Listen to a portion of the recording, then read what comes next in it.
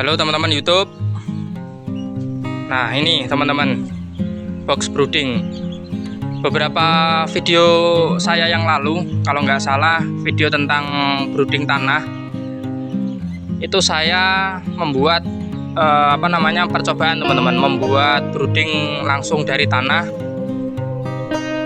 Dan kemudian beberapa periode setelah itu saya memindahkan kandang brooding yang semula dari tanah untuk saya pindahkan ke kandang box brooding seperti ini.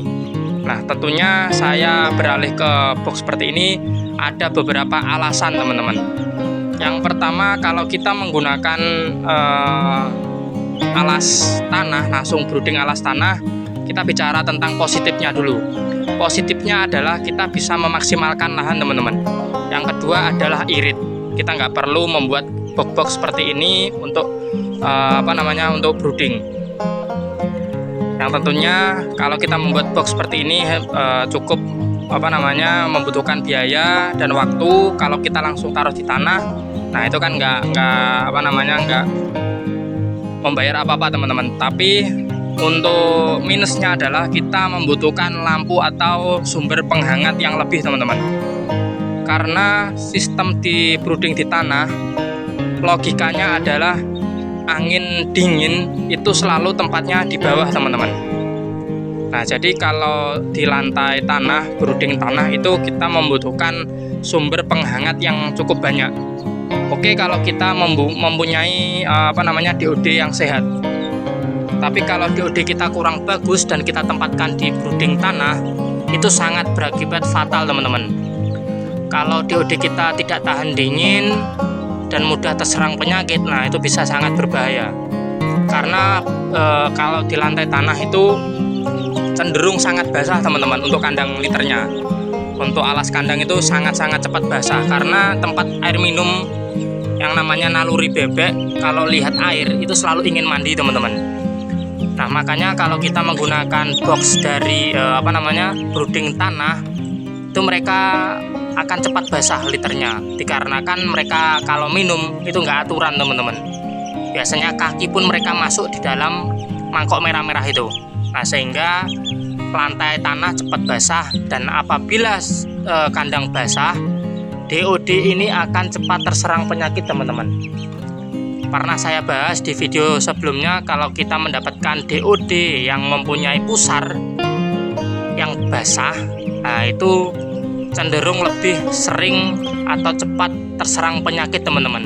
Beda kalau kita mempunyai atau mendapatkan DOD yang ciri-ciri pusarnya kering, bulunya bagus mengkilat, paruhnya ya intinya bebek sehat lah. Itu semakin ada kecenderungan yang kuat untuk tahan seperti itu. Tapi kalau kita mendapatkan DOD yang jelek, nah itu fatal teman-teman. Seperti yang kemarin waktu saya awal mencoba brooding di tanah, kematian itu sangat banyak teman-teman. Dari populasi 300 itu mati sampai 20 ekor. Nah itu sangat merugikan untuk saya. Nah kemudian saya berkunjung ke teman-teman peternak yang lain, dan mereka mengusulkan atau memberi saran bahwa kandang brooding yang bagus itu di box seperti ini teman-teman. Nah yang pertama, kalau mereka minum dan basah itu akan langsung jatuh ke tanah, sehingga kandang-kandang box seperti ini akan tetap kering teman-teman. Nah kemudian suhu di dalam kandang ini bisa kita setting, karena dinding-dinding ini kita tutup dengan triplek, dan atasnya kalau kita malam ini kita tutup teman-teman, sehingga sumber panas itu tidak keluar dari kandang box brooding ini, sehingga kandang ini akan tetap hangat seperti yang mereka butuhkan, suhu yang mereka harapkan teman-teman. Karena kita tahu bahwa untuk periode brooding ini sangat penting untuk pertumbuhan bobot daging mereka, karena faktor utama keberhasilan dari kita pemeliharaan itu ditentukan oleh periode brooding teman-teman. Jangan sampai periode brooding ini kita lalai, kita kurang memperhatikan tentang suhu ruangan, kesehatan mereka itu jangan sampai teman-teman. Nah itu alasan yang saya beralih dari lantai tanah ke kandang brooding seperti ini, box seperti ini. Terus teman-teman, untuk manajemen kesehatan juga sangat mudah kita pantau teman-teman. Nah, kalau seperti ini, kalau ada yang sakit, kita pasti akan cepat tahu. Kalau di lantai tanah itu otomatis kalau kita mau mau masuk untuk mengambil DOD yang sakit, itu pasti akan masuk ke dalam blok kandang brooding itu sendiri ke tanah. Jadi akan repot teman-teman kalau kita harus keluar masuk di dalam kandang brooding. Kalau seperti ini kan gampang, ada yang sakit kita tinggal ambil, kita pisahkan di kandang yang khusus untuk mereka sakit teman-teman, biar nggak nular ke teman-temannya yang lain.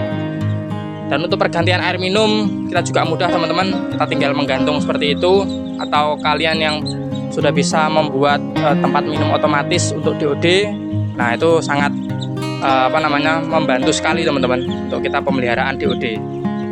Nah itu teman-teman mungkin beberapa alasan saya beralih dari lantai tanah ke kandang brooding seperti ini.